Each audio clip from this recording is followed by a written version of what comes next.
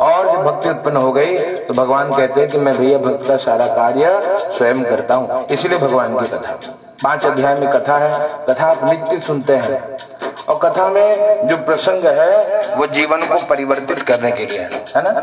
एक बार एक जगह कथा हो रही थी और वहां पे एक संत बाहर खड़े थे। संत ने कहा भैया कथा में बैठने से कल्याण नहीं होगा ना। लोगों ने पूछ लिया क्यों भैया ये क्या बोल रहे हो, कथा में बैठने से कल्याण नहीं होगा? बोले नहीं होगा। तब कैसे होगा? कहा भैया जब कथा तुम्हारे अंदर बैठ जाएगी तब कल्याण होगा, है ना। तो भगवान हमारे हृदय में बैठे तब कल्याण है। इसलिए हम लोग हनुमान चालीसा पढ़ते हैं ना। उसमें कितने चौपाई है बताओ, प्रश्नोत्तरी भी होगी ना। कितने चौपाई? अच्छा दोहा कितना है? 2 दोहा है। कंफर्म लॉक किया जाए? नहीं, गलत जवाब। कितने दोहा? 3 दोहा है, 2 आगे और 1 पीछे ना। और बीच में 40 चौपाई है, इसलिए उसका नाम क्या है? चालीसा, है ना। जिसमें 40 चौपाई होगी उसका नाम होगा चालीसा। तो हनुमान चालीसा है। और चालीसा करना कैसे है? कहा भैया देखो चालीसा में सब कुछ लिखा हुआ, सब सरल है। कौन सी भाषा में चालीसा मालूम है आपको? कौन सी भाषा में?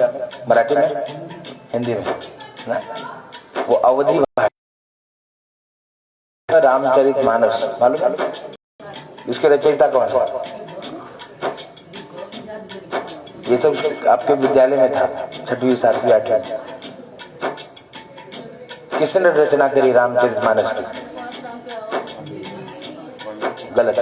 तुलसीदास राम करना चाहिए। आपने देखा होगा गांव में भी करवाते हैं 24 घंटा ना। उसमें एक चौपाई तो सबको याद होगी। कौन सी बताओ? मंगल भवन अमंगलहारी द्रवहु सुदशरथ अजीर बिहारी। इसका मतलब तो जो हम कौन से लेवल के भक्त हैं विचार करना। जो एक भक्ति कैसे करो? आप भक्ति करो मीरा जी के जैसी। भक्ति मतलब आपके अंदर वो भाव बनना चाहिए जो आप बोलते हो संस्कृत में, हिंदी में, अवधी में, गुजराती में, मराठी में, जौन भाषा में, उसका भाव होना चाहिए ना। महाराष्ट्र का मंत्र है क्या? सदा सर्वदा योग तुझा घडावा ना। कौन सा मंत्र है? मंत्र है ना।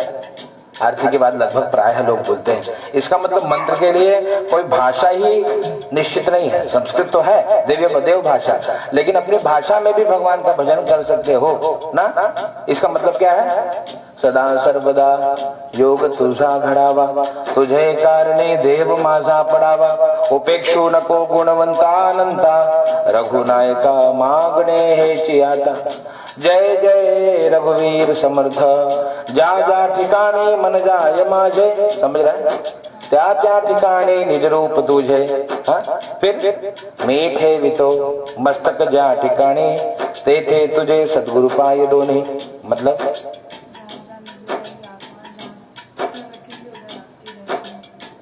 मीठे वितो मस्तक जा ठिकाणी, तेथे तुझे सद्गुरु पाय दोन्ही।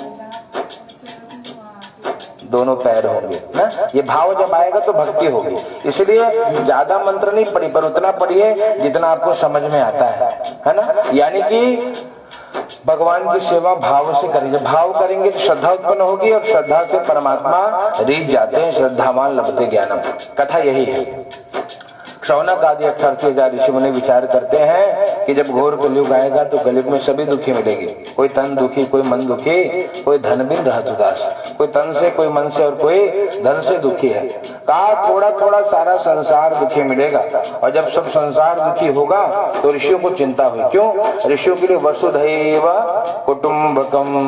ऋषियों के लिए पूरी वसुधा ही परिवार है ना। संपूर्ण विश्व को अपना जो परिवार माने वो ऋषि है। तो ऐसे ऋषियों ने चिंतन किया कि जगत के कल्याण के लिए कौन सी कथा करी जाए। कहा सत्यनारायणम, सत्यनारायण व्रत को करना चाहिए। और उन्होंने पूछा कि महाराज आपको किसने बताया इस व्रत के बारे में? कहा भाई हमको श्री नारद जी ने बताया। बोले नारद जी को किसने बताया? कहा नारद जी को भगवान ने बताया। बोले पूरी बात बताइए। कहा एकदा नारदो योगी परानुग्रह कांक्षया पर्यटन विविधान लोकान मर्त्यलोकम उपागतः। नारद जी योगी है। योगी कौन? जो भगवान से युक्त रहे। नारद जी सदैव हरि चिंतन में ही रहते हैं। नारद जी अनेक लोकों में भ्रमण करने के बाद जब मृत्यु लोक में आए, सबको दुखी देखा नारद जी ने। नारद जी को पीड़ा हुई, भगवान के पास गए और भगवान को प्रणाम करके पूछते हैं कि हे नारायण, कोई तो उपाय होगा जिससे मनोकामना की पूर्ति होगी, हमको अवश्य बताइए। उन्होंने बताया, भैया देखो, एक ही व्रत है, वो सत्यनारायण का व्रत है, जो सरल है, जो कभी भी कोई भी कर सकता है। इस व्रत को करने मात्र से जीव का कल्याण होता है। नारद जी ने कहा, किम फलम किम विधानम च, फल क्या है, विधान क्या है, किसने किया, कब करना चाहिए, पूरी बात बताइए। उनको बताते हैं, भैया देखो, उस फल का विधान यही है कि अपने भाव भक्ति से जो कुछ भी शक्ति परमात्मा ने दी है उनकी भक्ति आराधना करो, यही विधान है, अपनी शक्ति के अनुसार। और भगवान की कथा सुनो, भजन कीर्तन आदि करो। कहा भजन क्यों करना? भगवान कहते हैं, पंचम भजन सो वेद प्रकाश, जो वेद में भी प्रकाशित है वो भक्ति का मार्ग है भजन ना। तो भगवान का भजन करना चाहिए, कीर्तन करना चाहिए। इस प्रकार से जो भगवान की कथा करता है, सुनता है या सुनाता है, करता कराता है, ऐसे जीवों पर भगवान की कृपा होती है। दरिद्र धनवान हो जाता है, बंधन में पड़ा बंधन मुक्त, डरा हुआ भय मुक्त हो जाता है। भगवान के घर देर तो लगता है पर अंधेर नहीं है, समय लगेगा। क्यों? जब तक हमारे पाप नष्ट नहीं होते तब तक पुण्य का फल हमको प्राप्त नहीं होता। नारद जी ने पूछा, महाराज जी विधान क्या है? कहा, भैया भक्ति शक्ति के अनुसार सेवा करिए। रंभा फलम घृतम क्षीरम, केले का मंडप बना करके ठाकुर जी को विराजमान करिए, भगवान का अभिषेक करिए, कथा सुनिए, हवन करिए, आरती करिए, यही विधान है। ब्राह्मण को दक्षिणा देकर संतुष्ट करना, ये विधान है। बोले कृतम के नेव, किसने किया? वो श्री 4 अध्याय में बताया है। और चौथा, कदा कार्यम मृतम प्रभु, हे प्रभु व्रत को कब करें? कहा जब याद आ जाए। यस्मिन कस्मिन दिने, जिस किसी भी दिन हम भगवान की सेवा करते हैं तो भगवान हमारे मनोकामना की पूर्ति कर देते हैं। प्रेम से बोले सत्यनारायण भगवान की।